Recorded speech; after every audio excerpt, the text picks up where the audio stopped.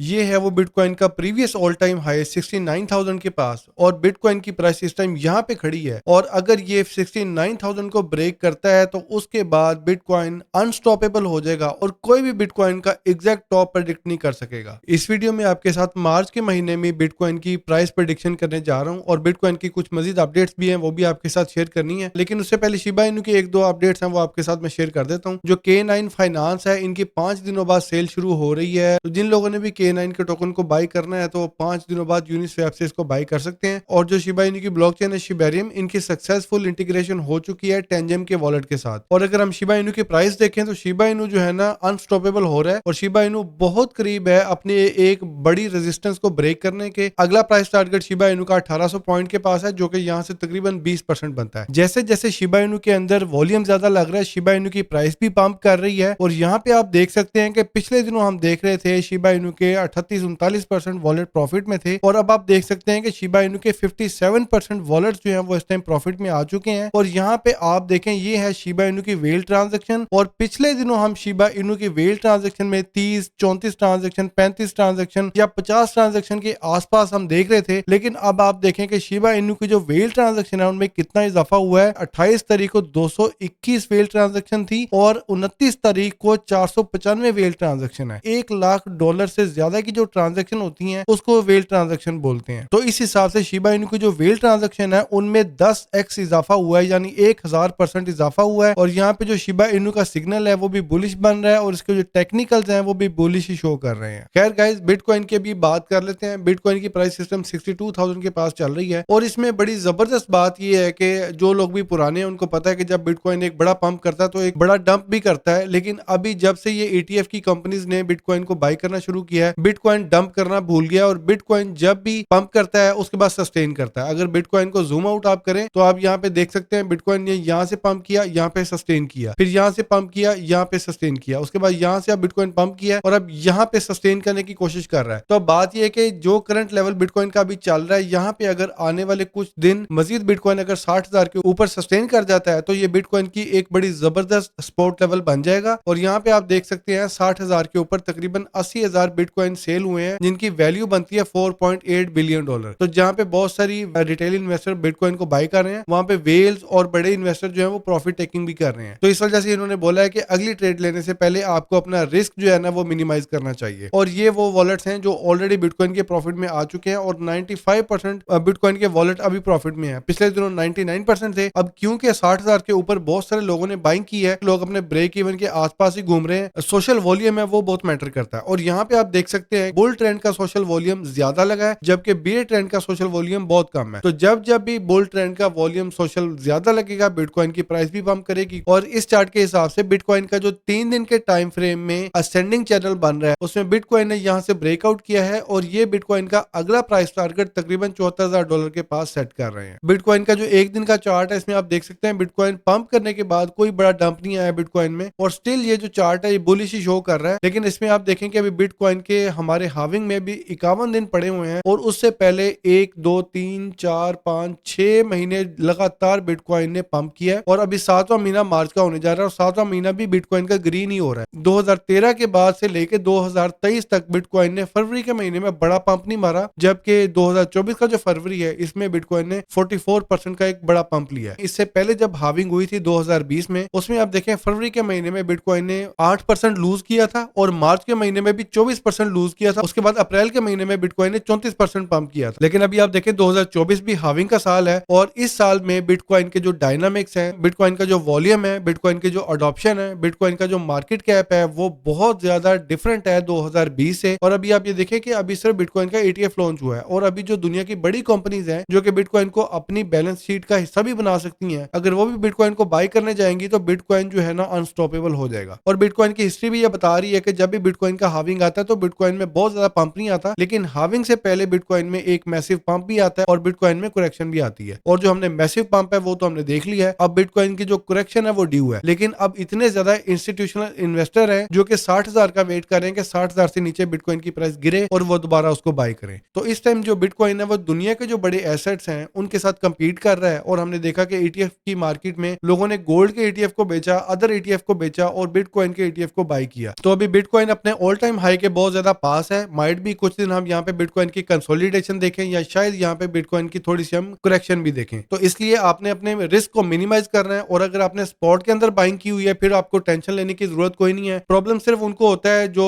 Long और short करते हैं। जब मार्केट में ऑलरेडी इतने अच्छे गेन मिल रहे हैं तो फिर मेरा नहीं ख्याल कि लोगों को लॉन्ग और शॉर्ट करना चाहिए। अच्छे एसेट्स में अपनी इन्वेस्टमेंट को डाइवर्सिफाई करके होल्ड करें, और जब बुल रन का पीक आए, एग्जैक्ट टॉप तो किसी को नहीं पता, लेकिन जब मार्केट एक अच्छे लेवल पे जाके रुक जाए तो वहां पे फिर जो लोग भी प्रॉफिट टेकिंग करना चाहें अपनी प्रॉफिट टेकिंग भी कर सकते हैं और अपनी इन्वेस्टमेंट के ऊपर अच्छा प्रॉफिट भी कमा सकते हैं।